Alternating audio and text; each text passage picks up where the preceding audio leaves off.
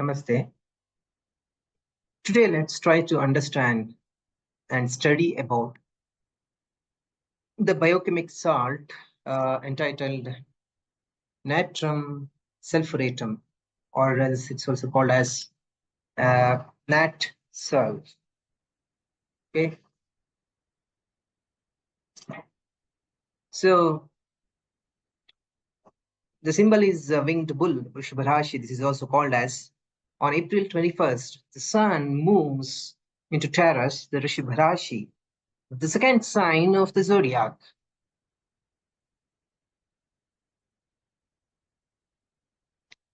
Taurus is an earth sign and is the symbol having the winged bull of 9-way. This symbol reveals a great truth, namely that earth is precipitated aerial elements. Substance is materialized air and also called solid substance may be resolved into air.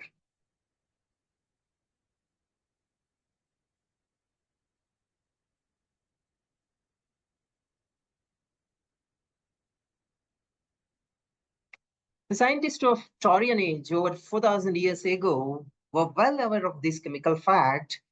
That's why they carved the emblem of their zodiacal sign with wings. Taurus people can descend very deep into materiality or soar high as that heaven where Taurus reads, to quote the words of Edwin Markham, who was himself a Taurian. Taurus is represented in the human body by the cerebellum or lower brain, the neck, ears, lower jaw, throat, liver, and the gallbladder. Sulfate of sodium or Nat Sulph is the biochemic salt belonging to this sign, and the first cell salt to become deficient where the symptoms of disease in the Taurian native are observed. The chief work of Nat Sulph is to eliminate excess water from the body. In hot, moist weather, the atmosphere becomes heavily charged with water and is breathed into the blood through the lungs. Blood becomes overcharged with water from an atmosphere overcharged with moist vapor, and not from the water we drink. One molecule of Taurus salt has the chemical power to make up and eliminate from the system 2 molecules of water. Therefore, the more surplus water there is to be thrown out of the blood, the more sodium sulfate is required. The biliousness and malaria are the effects of a deficiency of this salt. Chills, fevers, and agues, etc., are nature's method of getting rid of surplus water through violent muscular, nervous, and vascular spasms and perspiration. There are some people who put on weight in spite of careful dieting. This is because the lymphatic system becomes slowly enclogged with excess fluid derived from the atmosphere through breath. These people need plenty of Nat Sulph to carry away this excess fluid of the body. The Taurian person is usually patient, plodding, and determined. Taurian children need encouragement and affection. They should never be coerced or driven, for that will arouse the Erosian stubbornness. Remember this. They can be won by love and affection, and their artistic sense should be appealed to. One of the weaknesses of this sign is overindulgence. So, moderation in eating and drinking should be taught to the Taurus child. These people make good practical organizers, builders, gardeners, dressmakers, chemists, or engineers. They are capable of handling funds as trustees, treasurers, or cashiers, and usually invest wisely. With their practical outlook and ability to handle finance, the younger generation should produce some notable leaders of character and worth. Because Nat Sulph works with the fluids of the body, it is one of the most important salts affecting the digestive organs, the bile of the liver, the pancreatic juices, and the secretions of the kidneys. Okay, the bile of the liver, the pancreatic juices, and secretions of the kidneys all depend for their normal functioning upon a proper supply of nat sulph. Bile disorders, of which there are so many these days, range from sluggish liver and tiredness in the early morning to gallstones, jaundice, stoppage of the bile duct, and constipation, etc. Diabetes needs nat sulph because it stimulates the secretions of the pancreas, liver, and kidneys. When the digestive organs are not functioning harmoniously, then sore throats and colds are frequent. This is an important point to be noted. When the digestive organs are not functioning harmoniously, then the sore throats and cold are frequent. Some of the good herbs for liver and throat complaints, let's see them. I have Balmony for jaundice conditions. Infuse 1 ounce in a pint of boiling water.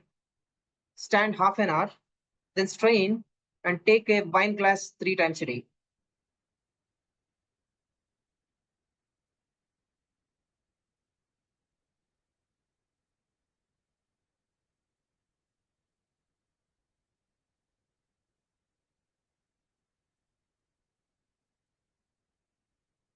Next one is agrimony, which is good for both liver and kidney troubles and helps the assimilation of food.